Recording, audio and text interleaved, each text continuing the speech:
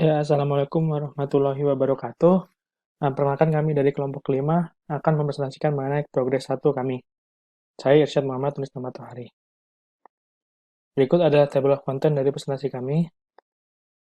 Nah, berikut tujuan perancangannya dengan tujuan utama yaitu desain sebuah pesawat turboprop dengan kategori General Aviation dengan kapasitas satu pesawat dan 6-5 penumpang.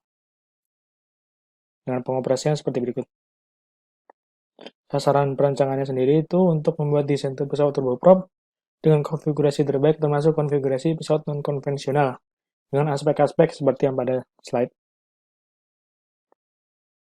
Untuk persyaratan perancangannya pada persyaratan umum itu kapasitas 6 kursi termasuk kursi pilot dengan pesawat propeller, lalu ada berat take-off maksimum tidak boleh melebihi 4.000 kg. Pada kabin dan instrumentasi, flight deck dirancang untuk satu pilot dengan multifungsional display. Dengan kabin memiliki volume seperti pada slide, pilot maksimum diharapkan tidak kurang dari 600 kg, dengan berat rata-rata penumpang adalah 90 kg, dengan berat batas bagasi 10 kg. Pada prestasi, jarak terbang dengan pilot maksimum minimum 2.400 kg dengan kecepatan seperti pada berikut, dengan kapasitas penumpang minimum 3.000 kg dengan kecepatan masih yang sama. Jarak terbang dihitung menggunakan standar NBAA IFR Range Profile. Ketinggian terbang jelajah maksimum pada berat take-off maksimum minimal sebesar 30.000 feet. Jarak take-off yang tersertifikasi tidak boleh melebihi 650 meter. Jarak landing tersertifikasi dengan berat 0,95 berat take-off maksimum tidak boleh melebihi 750 meter. Rate of climb maksimum pada kondisi permukaan laut dengan berat take-off maksimum tidak kurang dari 1904 fpm. Jika menggunakan lebih dari satu mesin, maka rate of climb maksimum mengikuti CSR 23.67. Basis sertifikasinya diharapkan mengikuti persyaratan Part 23 dan 36 dengan harapan pada tahun 2026 telah penyerahan pelanggan pertama. Pada tahun 2026 telah melakukan sertifikasi dengan penyerahan pada pelanggan pertama pada tahun berikutnya. Berikut mission profile yang telah kami buat. Ada fase warm up, taksi, take off, climb, cruise. Setelah itu, seperti yang dapat dilihat pada slide. Dan ini mission profile terakhir. Sekian dari saya, bisa lanjutkan ke teman saya berikutnya.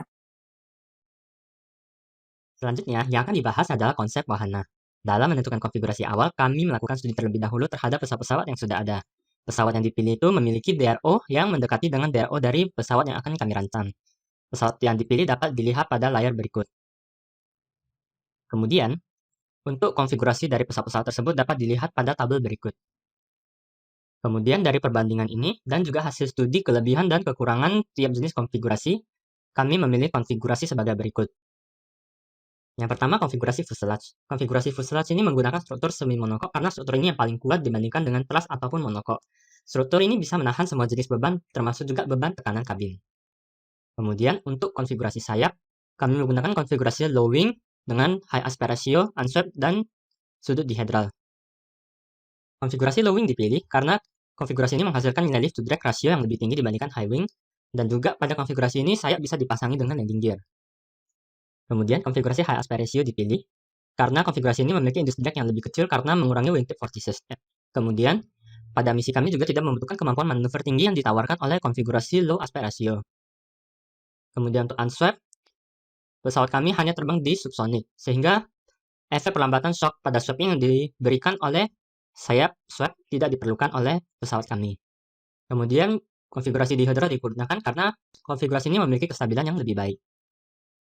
Kemudian untuk konfigurasi empennage, kami menggunakan konfigurasi konvensional karena ini yang paling banyak digunakan dan sudah terbukti aman dan efektif.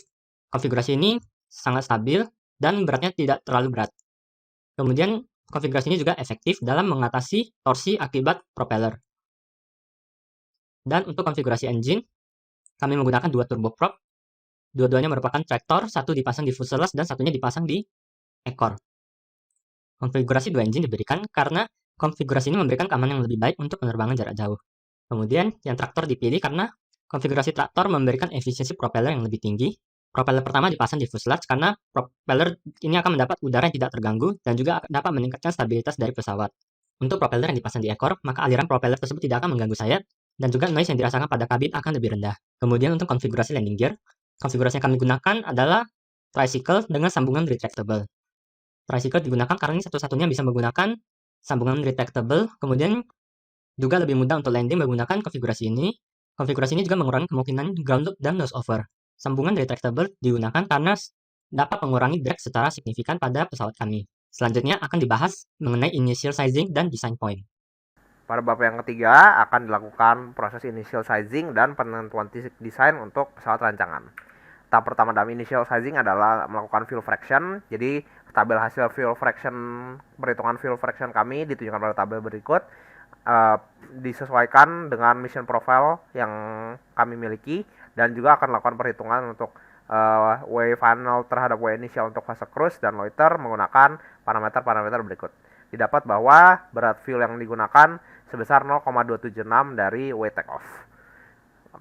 Hasil perhitungan ini akan dilakukan iterasi dengan penyesuaian terhadap timeline yang ada didapat pada pembanding. Kami menggunakan pembanding Roscam dan mendapat W takeoff sebesar 3.851,356.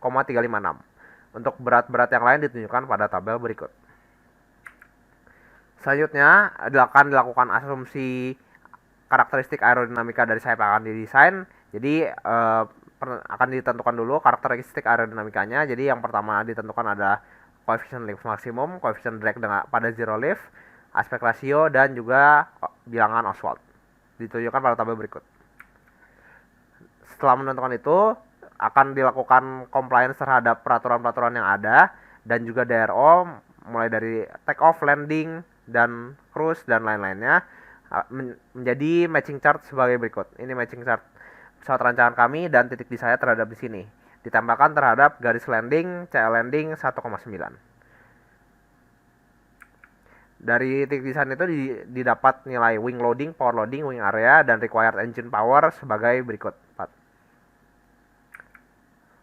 Kemudian untuk pemilihan engine ada 3 kandidat, yaitu Pratt & Whitney pattern 6135A, pattern 6A66D, dan juga General Electric H75.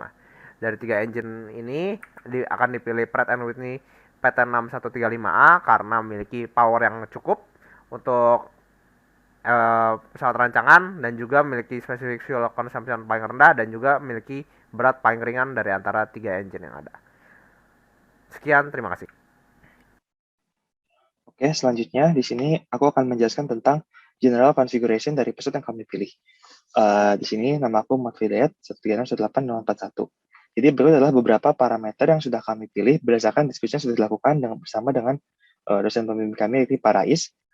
Sesuai dengan yang telah kami memilih pesawatnya dengan low wing, fuselage semi monocoque, engine-nya ada 2, pada nose dan pada VTP, serta di situ adalah tractor. Ini adalah gambaran awal yang sebenarnya merupakan gambaran awal dari pesawat yang akan kami rancang. Kemudian berikut adalah TV drawing dari pesawat yang akan kami rancang ke depannya. Tentunya akan banyak perubahan yang akan kami buat mengenai pesawat yang sudah kami rancang.